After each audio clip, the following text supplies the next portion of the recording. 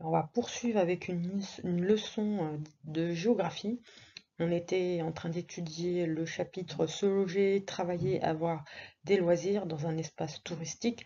On va reprendre là où on s'était arrêté avec un petit rappel à des points importants. On se souvient, on avait parlé que la France était la première destination touristique au monde.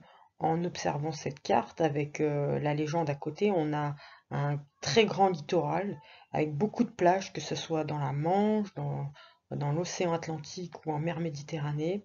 On a aussi plusieurs sites culturels, beaucoup de châteaux forts, le Louvre, Versailles, des villages remarquable, hein. On se souvient de Zellenberg qu'on a étudié, des marchés de Noël. Et nous, on s'était plus particulièrement intéressé aux stations de ski et on s'était arrêté à la station d'Avoriaz après avoir étudié celle de Val Thorens, hein.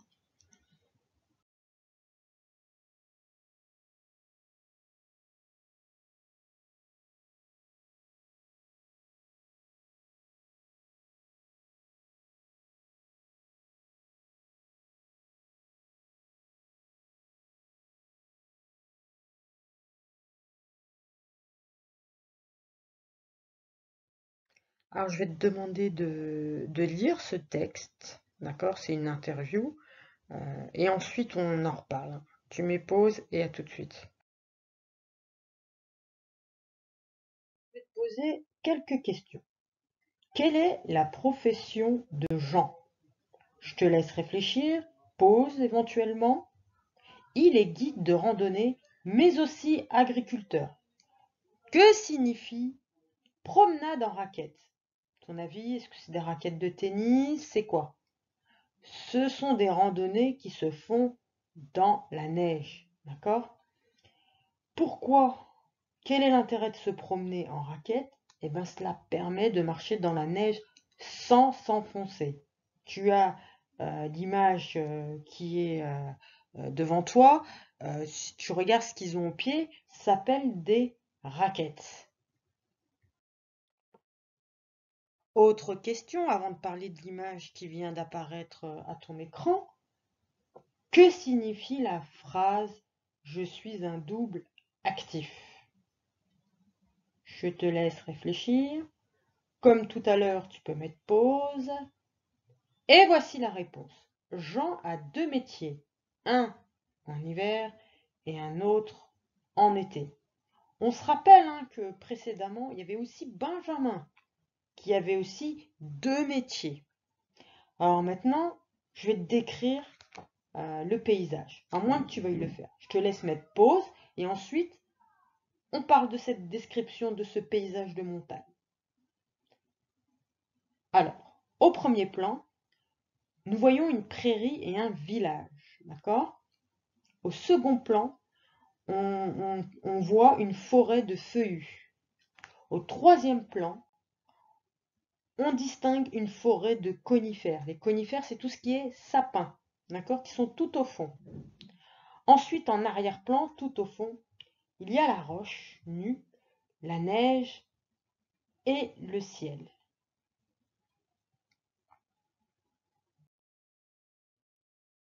Alors, à partir de l'image que nous avons observé précédemment, hein, le paysage de montagne, je t'invite à compléter ce schéma. Tu peux le redessiner ou alors le télécharger de la boîte mail que j'envoie à tes parents en devoir. D'accord? Il y a village, forêt, alpage. Je te laisse réfléchir, on met sur pause et à tout de suite pour la correction. Voici la correction. Alors, la végétation en montagne, elle est étagée. Parce que les conditions climatiques, elles changent en fonction de l'altitude. Plus on va monter, plus il fera froid. La température est très froide. C'est pour ça qu'on a de la neige, même en été, au sommet des montagnes. Les feuillus, hein, sont les arbres avec des feuilles présents en bas de la pente, sont donc remplacés plus haut par les conifères. Les conifères, ce sont les sapins, parce qu'ils sont plus résistants. Les conifères disparaissent ensuite pour laisser la place à la pelouse alpine. C'est tout ce qui est verdure, hein, ce que tu avais au premier plan sur l'image qu'on a vue. Au sommet, très peu de plantes peuvent survivre, donc c'est pour ça qu'on a de la roche qui est à nu. C'est l'étage des rochers et de la neige.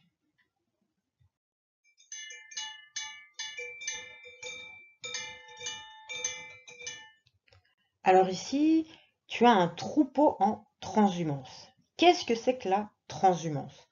Alors c'est le bétail, hein, les troupeaux de vaches qui vont aller de la vallée vers la montagne au printemps et de la montagne vers la vallée en fin d'été. Alors à la bonne saison, quand il y a de l'herbe, quand la pelouse alpine est bien garnie d'herbe et de fleurs, les troupeaux profitent de cet herbage d'altitude. Les alpages, c'est ce qu'on appelle. Si la montée traditionnelle à pied reste pratiquée, les bêtes aujourd'hui gagnent malheureusement le plus souvent les hauteurs en camion.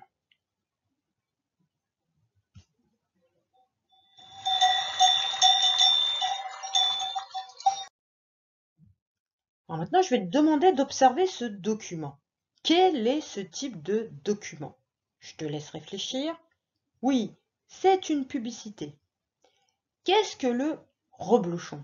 Avec quel produit est-il fabriqué? Je te laisse réfléchir. Alors, c'est un fromage de montagne qui est originaire de la Savoie.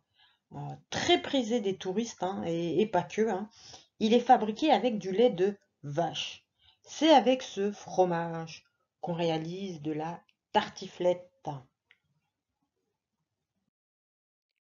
Une dernière question concernant cette photographie. Alors, à ton avis, à quel étage de la montagne la photographie a-t-elle été prise?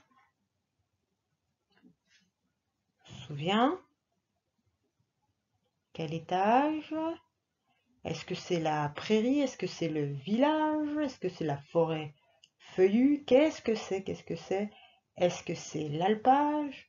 Oui, c'est à l'étage des alpages, car c'est là que les vaches passent l'été et sont traites tous les jours. Alors, une vache qui a été traite, c'est qu'on lui enlève le lait, hein, d'accord? Dans le pied de la vache, on la traite, c'est qu'on enlève le lait de la vache. Alors, on arrive à la trace écrite. Alors là, ça sera le vocabulaire que tu devras recopier dans le cahier de géographie. On a trois définitions. Double actif, hein, se dit de quelqu'un qui occupe deux emplois. Là, on a vu dans le texte que Jean est à la fois agriculteur et guide de randonnée. Hein. Le guide de randonnée, c'est celui qui va guider un groupe à la montagne parce qu'il connaît les sentiers, il connaît les chemins. Il faut mieux être accompagné d'un guide pour éviter, un, de se perdre et deux, de déclencher des avalanches. D'accord, hein, le guide, c'est très important. La transhumance, migration des troupeaux de la vallée vers les alpages en été et des alpages à la vallée en hiver. Quand c'est l'été, que les alpages sont verts, qu'il y a beaucoup d'herbes, qu'il y a des fleurs à pâturer, on amène les troupeaux de vaches de la vallée jusqu'aux alpages en été quand il fait beau et des alpages à la vallée quand l'hiver arrive pour les garder bien au chaud pendant l'hiver. Les alpages. Alors, on avait vu que la montagne était faite de plusieurs étages. Alors, l'alpage, c'est l'étage de la montagne occupé par une pelouse d'altitude. Hein. C'est là où on avait la photographie du fameux reblochon de Savoie. Et pour finir, la leçon à recopier dans le cahier de géographie. Alors on va la lire ensemble. Les hommes s'adaptent au climat de leur lieu de vie.